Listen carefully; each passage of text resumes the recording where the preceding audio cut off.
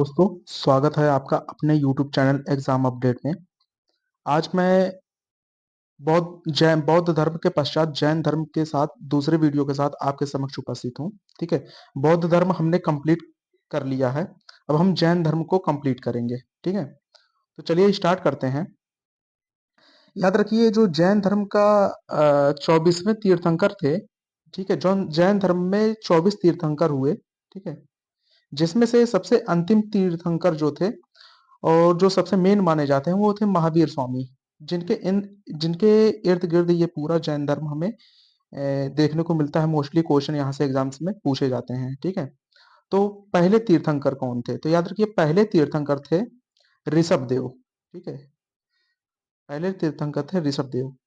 और जो महावीर स्वामी थे ये अंतिम तीर्थंकर थे। अभी हम कुछ महत्वपूर्ण जितने भी तीर्थंकर हैं उनकी लिस्ट भी हम आगे देखेंगे। यदि बात करते हैं महावीर स्वामी की, तो महावीर स्वामी जी का जन्म जो हुआ था वैशाली के कुंडग्राम में हुआ था। ठीक है, इनके पिता का नाम सिद्धार्थ था, वह माता का नाम त्रिशला था। और जो महावीर स्वामी है इनका जन्म 599 ईसा पूर्व में हुआ था। याद रखिए, जैन धर्म महात्माओं को निर्ग्रंथ भी कहा जाता है। ठीक है, निर्ग्रंथ कहा जाता है जैन महात्माओं को। नोट, ऋषभ देव एवं अरिष्ट नेमि, ये 3 स्टार का क्वेश्चन है। ऋषभ देव और अरिष्ट नेमि का जो वर्णन है वह हमें ऋग्वेद में भी देखने को मिलता है। ठीक है, तो पूछा जाएगा कौन कौन से तीर्थंकर हैं जिनका उल्लेख हमें ऋग्वेद में भी देखने को मिलता है। तो याद रखिए, ऋषभ देव और अरिष्ट नेमि ये 2 तीर्थंकर हैं जिनका उल्लेख हमें देखने को मिलता है। ठीक है, पार्श्वनाथ, पार्श्वनाथ जो थे वो काशी के राजा अश्वसेन के पुत्र थे। और इन्हें जो ज्ञान की प्राप्ति हुई थी वो आश्रम पद उद्यान में हुई थी। ठीक है, और पार्श्वनाथ जो थे ये इन्होंने एक सिद्धांत दिया जिसे कहते हैं चतुर्याम शिक्षा सिद्धांत। ठीक है, तो पूछा जाएगा कि चतुर्याम शिक्षा सिद्धांत के प्रतिपादक कौन थे? तो ये पार्श्वनाथ थे। पार्श्वनाथ जो थे वो 23वें तीर्थंकर थे। ठीक है, महावीर स्वामी जो थे इन्हें ज्ञान प्राप्ति जो हुई थी ये ऋजुपालिका नदी के किनारे हुई थी। अगर हम बात करें महात्मा बुद्ध की, तो महात्मा बुद्ध को निरंजना नदी के किनारे ज्ञान की प्राप्ति हुई थी। वहीं महावीर स्वामी को ऋजुपालिका नदी के किनारे ज्ञान की प्राप्ति हुई थी। अनेकांतवाद या स्यादवाद, जिसे सप्तभंगी न्याय कहते हैं, यह जैन धर्म से संबंधित है। ठीक है, यह किससे संबंधित है? जैन धर्म से संबंधित है। नेक्स्ट देखते हैं, प्रमुख तीर्थंकर एवं उनके प्रतीक चिन्ह। याद रखिए, यहां से भी क्वेश्चन पूछा गया है एग्जाम्स में। प्रमुख तीर्थंकर और उनके प्रतीक चिन्ह।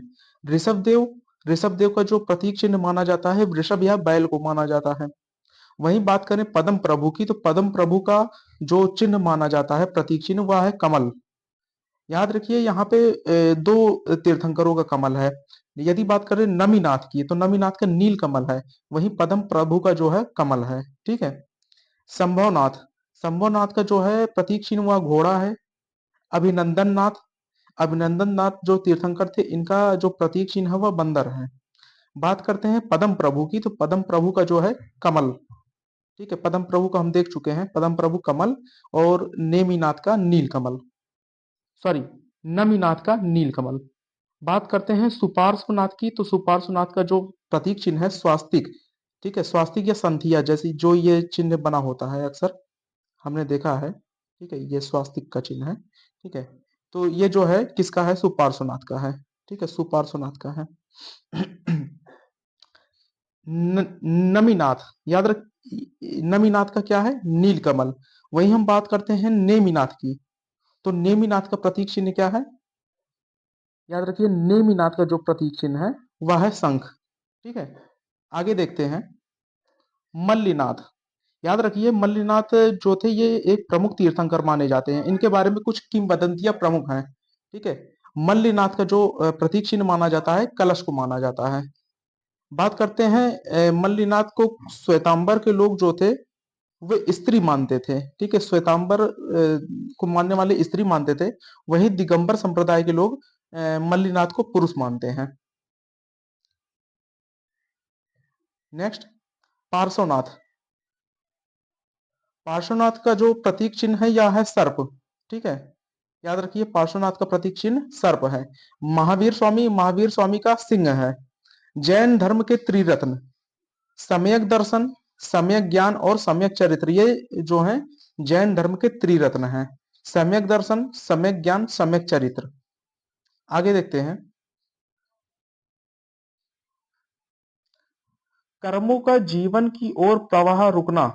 ठीक है, कुछ इंपॉर्टेंट टर्मिनोलॉजी हैं जो कि एग्जाम में पूछे जाते हैं।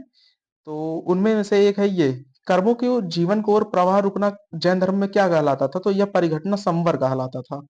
ठीक है, वहीं महावीर स्वामी के 11 अनुयायियों के जो संघ है उन्हें गणधर कहते हैं।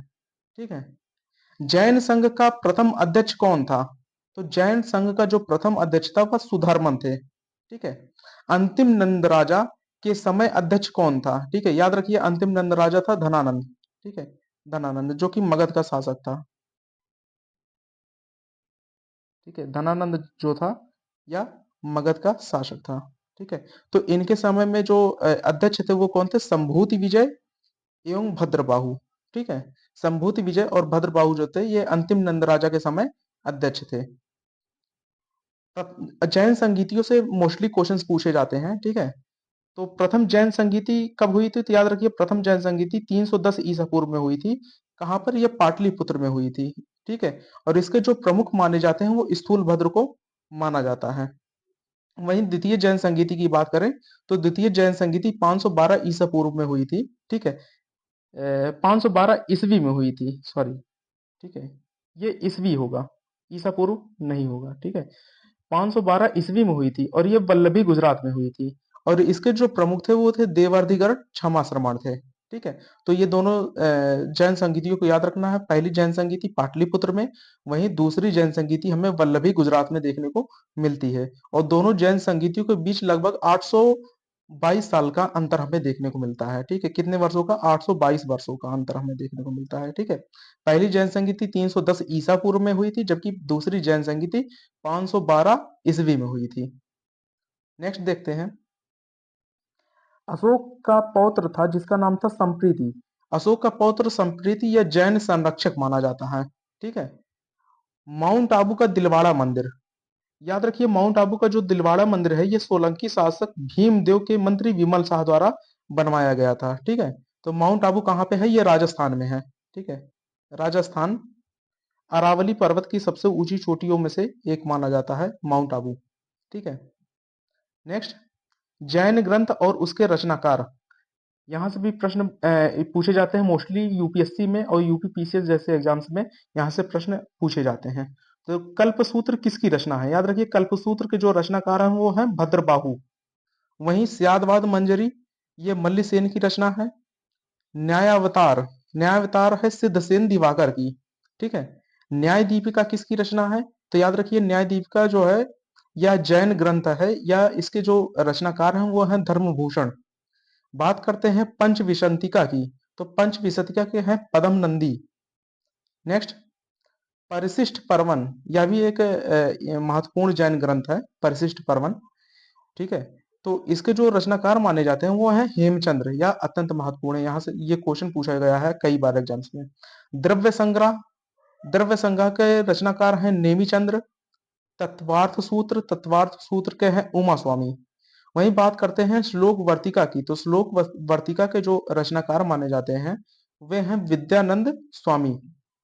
बात करते हैं नेक्स्ट अगले जो है प्रवचन सार, तो प्रवचन सार के जो रचनाकार हैं यह है कुंद कुंद। ठीक है, तो इनमें से कुछ इंपॉर्टेंट है जैसे कि कल्पसूत्र। ठीक है, कल्पसूत्र को याद रखना है। स्यादवाद मंजरी भी इंपॉर्टेंट है। इसके साथ साथ परिशिष्ट पर्वन, यह भी इंपॉर्टेंट है। ठीक है, और तत्वार्थ सूत्र, ये चार रचनाएं अत्यंत इंपॉर्टेंट है। ठीक है, मोस्ट इंपॉर्टेंट है, इन्हें हमें याद रखना है। नेक्स्ट देखते हैं शांतिनाथ। याद रखिए जो शांतिनाथ एक जो थे तीर्थंकर थे। ठीक है, शांतिनाथ एक तीर्थंकर थे जिनका जो चिन्ह माना जाता है वो हिरण है। ठीक है, प्रतीक चिन्ह। वसुपूज्य जो थे 12वें तीर्थंकर थे। ठीक है, तो पूछा जाए वसुपूज्य किस नंबर के तीर्थंकर थे, तो ये थे 12वें तीर्थंकर थे। निर्माण कहाँ प्राप्त हुआ था इन्हें, चंपापुरी में इन्हें निर्माण प्राप्त हुआ था। आगे देखते हैं। प्रभास गिरी। ठीक है, प्रभास गिरी तो याद रखिए प्रभास गिरी जो है उत्तर प्रदेश के कौशाम्बी जिले में स्थित है, ठीक है, और यह एक प्रमुख जैन स्थल है। जैन धर्म मानता है कि सृष्टि की जो रचना हुई थी वह एवं उसका जो पालन पोषण हुआ वो सार्वभौमिक विधान से हुआ था, ठीक है। तो सृष्टि की रचना एवं उसका पालन पोषण कैसे हुआ था? सार्वभौमिक विधान से हुआ था, ठीक है। यापनीय यापनीय जो है जैन धर्म का एक संप्रदाय है, ठीक है। पूछा जाएगा यापनीय जो संप्रदाय है ये किससे संबंधित है? जैन धर्म, बौद्ध धर्म, ठीक है। तो याद रखिए ये जो है जैन धर्म से संबंधित है। जैन धर्म के बात करते हैं जैन धर्म के विभाजन की। तो जैन धर्म किन किन भागों में विभाजित हुआ? याद रखिए जैन धर्म की जो दो प्रमुख शाखाएं थी वो है श्वेतांबर एवं दिगंबर, ठीक है। श्वेतांबर वे थे जो श्वेत वस्त्र धारण करते थे, वह दिगंबर तत्व वे थे जो नग्नावस्था में रहते थे। तो श्वेतांबर संप्रदाय के जो प्रतिपादक माने जाते हैं स्थूल भद्र माने जाते हैं, और जो दिगंबर के प्रतिपादक माने जाते हैं वो भद्रबाहु माने जाते हैं। दरअसल बात है मौर्य काल की, जब 12 वर्षों का अकाल पड़ा तो इन इस अकाल की स्थिति में श्वेतांबर जो थे वे उत्तर भारत में रह गए, और दिगंबर संप्रदाय के जो वर्तमान में दिगंबर है वे नीचे चले गए थे। पहले ये एक ही संप्रदाय को मानते थे, लेकिन आगे चलकर जब देखे तो वापस लौटकर आगे देखते क्या है कि जो उत्तर भारत में रह गए थे वे श्वेत वस्त्र को धारण किए हुए हैं, ठीक है। तो ऐसे में दोनों के मतों में विभाजन हो गया, दिगंबर और श्वेतांबर। इस वजह से हम देखने को मिलता है कि दिगंबर संप्रदाय दक्षिण भारत में इसका काफी ज्यादा इसका प्रसार प्रसार हुआ या काफी ज्यादा विस्तार हुआ। श्वेतांबर का उत्तर भारत में काफी विस्तार देखने को हमें मिलता है, ठीक है। नेक्स्ट, श्वेतांबर जो है यह दो भागों में विभाजित हुआ, ठीक है। त्रिकुटिया स्थानकवासी, पुजेरा या डेरावासी। वहीं दिगंबर की बात करें तो 13 पंथी, 20 पंथी, ढड़ैया, समैया, ये जब जितने भी संप्रदाय हैं ये दिगंबर से संबंधित हैं, ठीक है। पार्श्वनाथ को निर्वाण कहाँ प्राप्त हुआ? तो याद रखिए पार्श्वनाथ को जो निर्वाण प्राप्त हुआ वो सम्मेत पर्वत पर हुआ था, ठीक है, सम्मेत पर्वत पर हुआ था। कर्म की जीवन की ओर प्रवाह रुकना यह क्या कहलाता है? तो कर्मों का जीवन की ओर प्रवाह रुकना जैन धर्म में इसे कहते हैं, इस स्थिति को संवर कहते हैं, ठीक है, संवर। कर्मों के नाश होने की अवस्था जैन धर्म में क्या कहलाती है? तो यह कहलाती है निर्जरा, ठीक है। याद रखिए कर्म जो होते हैं यदि कर्म बिल्कुल समाप्त हो जाएं, ठीक है, तो इसे कहते हैं मोक्ष प्राप्त करना। जैन धर्म में मोक्ष प्राप्त करना अर्थात कर्मों का बिल्कुल समाप्त हो जाना, ठीक है, उसे कहते हैं कैवल्य यानी ज्ञान प्राप्ति। नियति की अटलता में विश्वास रखता है कौन? आजीवक संप्रदाय। आजीवक संप्रदाय जो है वह नियति की अटलता में विश्वास रखता है, और जो आजीवक संप्रदाय था इसके प्रतिपादक थे मकल्लीपुत्र घोषाल, ठीक है। महावीर स्वामी को ज्ञान की प्राप्ति हुई। तो याद रखिए महावीर स्वामी को जो ज्ञान की प्राप्ति हुई थी 42 वर्ष की अवस्था में साल की वृक्ष के नीचे हुई थी, जबकि हम महात्मा बुद्ध को देखते हैं कि उन्हें बोधि वृक्ष यानी पीपल के वृक्ष के नीचे ज्ञान की प्राप्ति हुई थी, ठीक है। तो महावीर स्वामी को 42 वर्ष की अवस्था में साल के वृक्ष के नीचे ज्ञान की प्राप्ति हुई, कहाँ पे? ऋजुपालिका नदी के किनारे हुई थी, ठीक है। बराबर की गुफाओं का प्रयोग कौन किसने किया? तो बराबर की गुफाओं का प्रयोग आजीवकों द्वारा किया गया, या अशोक के द्वारा बनवाया गया था, जिसका आगे चलकर आजीवकों द्वारा इसका प्रयोग किया जाता है। छठवें तीर्थंकर जो थे पदम प्रभु, इनका जो मंदिर बना है यह प्रभासगिरी में बना हुआ है, ठीक है। तो पदम प्रभु प्रभु का जो मंदिर है, ठीक है, वो प्रभासगिरी में है। पंच अणुव्रत, याद रखिए पंच अणुव्रत सिद्धांत जो है, ठीक है, इसमें क्या क्या शामिल है? सत्य, अहिंसा, अस्तेय, अपरिग्रह और ब्रह्मचर्य। ब्रह्मचर्य जो था ये पहले नहीं था, बाद में 24वें तीर्थंकर जो थे महावीर स्वामी, इन्होंने ब्रह्मचर्य को भी इसमें शामिल किया। तो पांचों अणुव्रत कौन है? सत्य, अहिंसा, अस्तेय, अपरिग्रह और ब्रह्मचर्य। इस प्रकार हम देखते हैं कि हमारे जितने जैन धर्म के जितने भी महत्वपूर्ण टॉपिक थे, ठीक है, उनको हमने कंप्लीट किया, और जहाँ से मुख्यतः प्रश्न बन सकते हैं।